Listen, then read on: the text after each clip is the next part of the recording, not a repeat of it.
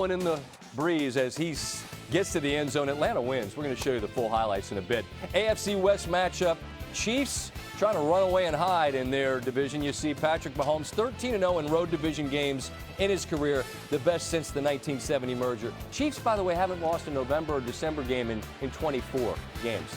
That doesn't make any sense. It's 3-0 Chiefs. Keenan Allen back. Good to see. Couple receptions, 28 yards. Couple plays later. This is Herbert at his most artistic. They roll him out and let him just put the hand cannon on display.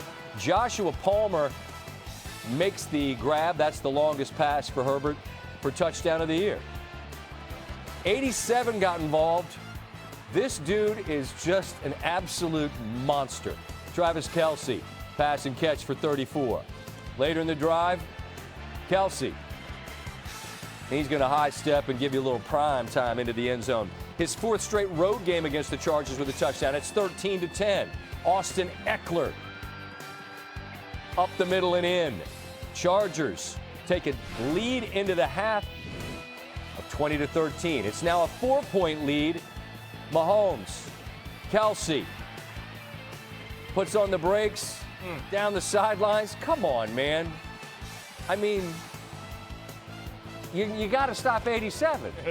Well, but they can't. Now it's completion here to Keenan Allen. Is he down? No, the ball's out. Nick Bolton rips it out just before the knee is down. Allen disgusted. But maybe the Chargers defense can make a play. They do. McKinnon's got it. But then the ball is punched out.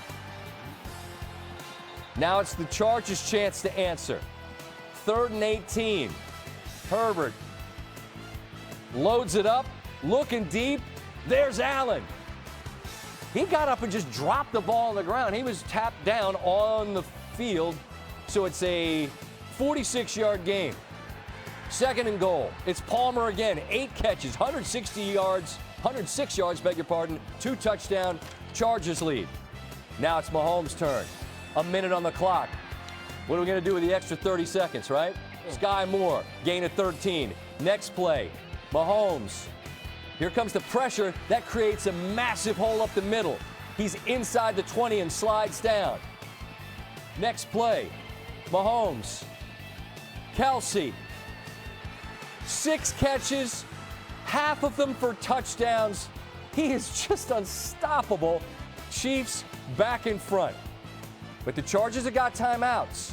Can they get in field goal range? Herbert off his back foot. It's knocked into the air and picked. Bolton with the pick. Andy Reid after this back and forth wild one in Los Angeles. These games come right down to the last series. I mean, it can go either way. I was proud of our guys for stepping up and doing a nice job offensively that last series that they had, and defensively the last series that the defense had. So that's big time football at the right time. We did an excellent job of bouncing back after the fumble.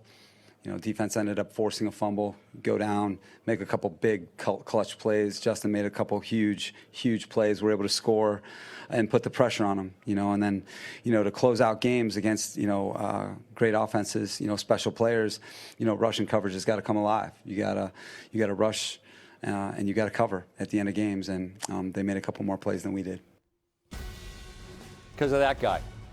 Mahomes remains perfect in his career in divisional road games, 14-0. You think about the National Football League. Think about how competitive these games are. Think about how much they know what you're going to do.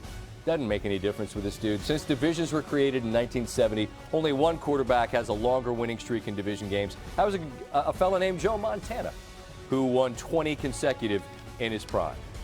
Tim Hasselbeck in studio, as he is every Sunday night. And look, this looked like it could have been a night to talk about what Herbert did. He did a lot of nice things. Too much time on the clock for Mahomes and the game-winning drive. And it's just vintage. I don't know what you're going to talk about. It could be any number of things. What do you got? Well, I think a lot of times we sit here and we talk about, like, man, how about that throw he made? He makes some of the craziest throws. I think we need to start giving him some credit for what he sees and what he knows. And the reason I say that is this. You talk about that last drive. He gets what looks like two-man pre-snap. And the reason people play two-man is for a couple of reasons. It's hard to complete passes against two men. So you have two high safeties, okay? But then you play an inside trail technique everywhere else. As we advance this forward, you see that inside trail technique with two high safeties. Well, what that leaves, especially if you don't do a good job with your rush lanes, is a massive cavity in the middle of the field. And he knows for Patrick Mahomes. Yeah, and so as he started left, he knows that it's two-man. So he knows that the scramble is in play, and that's when they get the big pickup there. And so, sometimes we sit here and we talk and we're like, well, how did he know how to take off and run? Well, it's because he sees the coverage. He knows it's man. He knows their backs are turned. He can do that. All right, so the same drive, a couple plays later, here's the deal. It kind of looks like you could be getting two-man again. A lot of guys might get fooled with it. Safety depth may, tell you otherwise. The other thing is this, leverage here. That Derwin James just slightly outside of, not banked inside of Travis Kelce. So again, what do we get? Now we're not getting two-man. We're getting some type of safety rotation. It's one lurk, one robber, something like that. Something like but that. But his Steve. eyes, yeah. So listen, his eyes over here at this in-breaking route are going to hold that lurk player so he doesn't cut a shallow cross. Now look at the timing of this. Watson's going to run here. He's running traffic. Here comes Kelce, which is going to make Derwin James run underneath that pick. But look at the timing of it.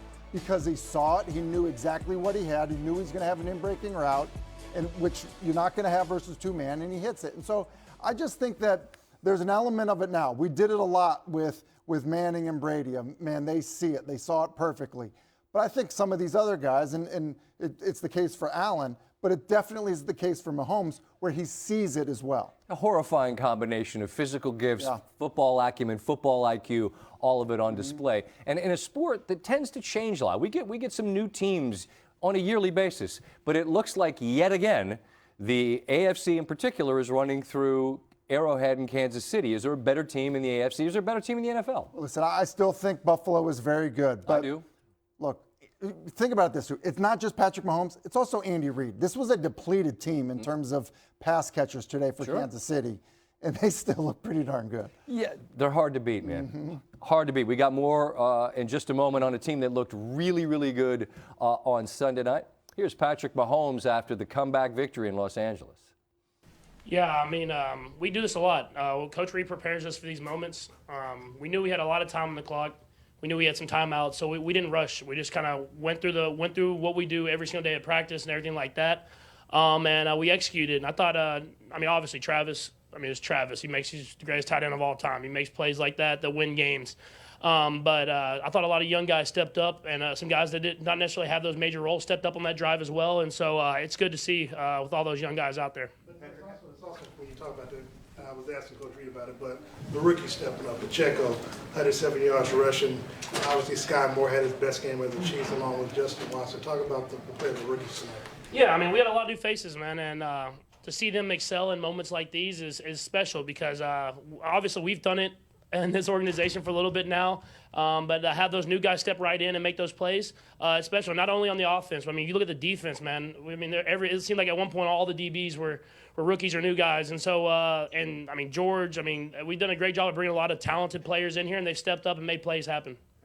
Going into that last drive, how different, if at all, did it feel to go into it knowing you're down a couple guys that you've had most of the season? And I try not to let it affect me. I joked about it during the week. I just go through the reads unless Kelsey's manned up and I throw him the ball. So that's kind of my mindset. Obviously, teams have plans for Travis, and so guys are going to have to step up. And so when guys go down, obviously we didn't have Juju and McColl, and the KT goes down. Sky stepped up and made a lot of plays happen. That he stepped right into that same role.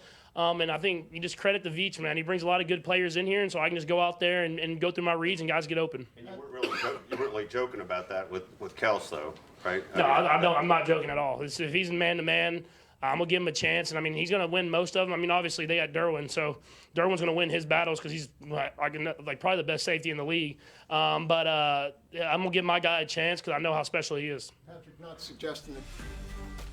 Yep, he's pretty special. And Sunday, the third time in Mahomes' career, he's thrown a go-ahead touchdown in the final minute of regulation or overtime. All three have gone to his guy, 87, Travis Kelce.